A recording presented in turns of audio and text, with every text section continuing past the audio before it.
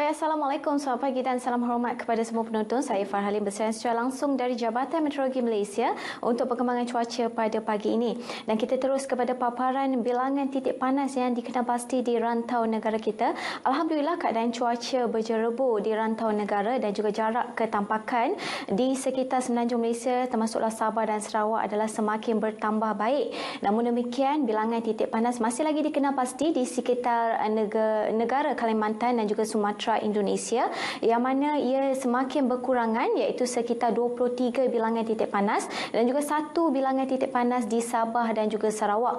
Walau bagaimanapun, Met Malaysia menasihatkan orang ramai agar lebih berhati-hati dan berwaspada, terutamanya menghadkan aktiviti anda pada sebelah petang.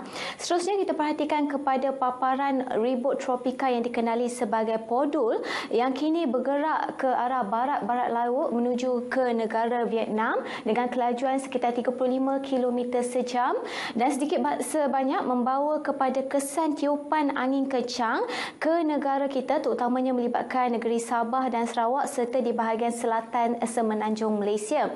Sehubungan dengan itu, dapat diperhatikan dengan lebih terperinci melalui paparan imej satelit semasa yang mana litupan awan aktif yang dicerap yang berwarna merah lebih tertumpu di sekitar kawasan perairan Kondor, Tioman, perairan Palawan, Sulu, yang mana kelembapan yang tinggi dapat dikenal pasti di sekitar kawasan berkenaan yang membawa kepada ribut petir dan hujan lebat yang berterusan.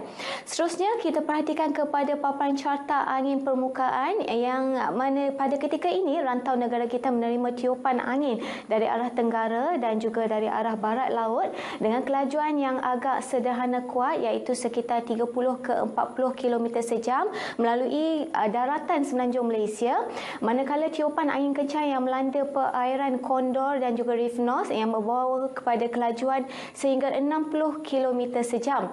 Sehubungan dengan itu, Jabatan Meteorologi Malaysia telah mengeluarkan amaran terperingkat kategori pertama, kedua dan juga ketiga, yang mana amaran terperingkat kategori ketiga melibatkan bahagian timur laut Phuket, bahagian timur laut Kondor dan juga di sekitar barat laut Reef North, iaitu kelajuan boleh mencecah sehingga 60 km sejam dan ketinggian ombak boleh mencapai lebih daripada 4.5 meter. Amaran kategori kedua bagi perairan yang ditandakan dengan warna jingga ini melibatkan timur laut Phuket dan juga Kondor, Reef North dan juga Palawan, yang mana ketinggian ombak boleh mencecah sehingga 4.5 meter dan kelajuan angin yang mencapai 50 hingga 60 km sejam. Manakala lain-lain perairan yang melibatkan kategori pertama, iaitu di sekitar perairan yang dilorekkan dengan warna kuning ini, boleh mencecah ketinggian ombak sehingga 3.5 meter bersama kelajuan angin 40 hingga 50 km sejam.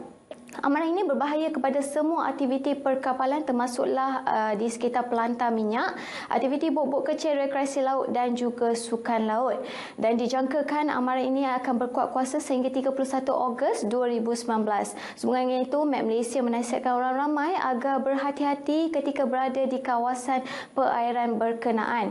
Seterusnya kita lihat kepada paparan tinjauan terkini untuk cuaca pada pagi ini. Alhamdulillah, keadaan cuaca bagi semenanjung Malaysia adalah baik dan cerah bagi kebanyakan negeri. Namun demikian, di sekitar utara semenanjung Malaysia, ribut petir yang sedang berlaku ini dijangkakan akan berterusan sehingga ke lewat pagi nanti, dan juga pada sebelah petang nanti masih lagi diramalkan ribut petir boleh berpotensi berlaku di sekitar negeri-negeri pantai barat semenanjung Malaysia dan juga di bahagian timur semenanjung Malaysia, terutamanya melibatkan negeri Terengganu dan hampir keseluruhan selatan semenanjung Malaysia, iaitu di sekitar negeri Johor.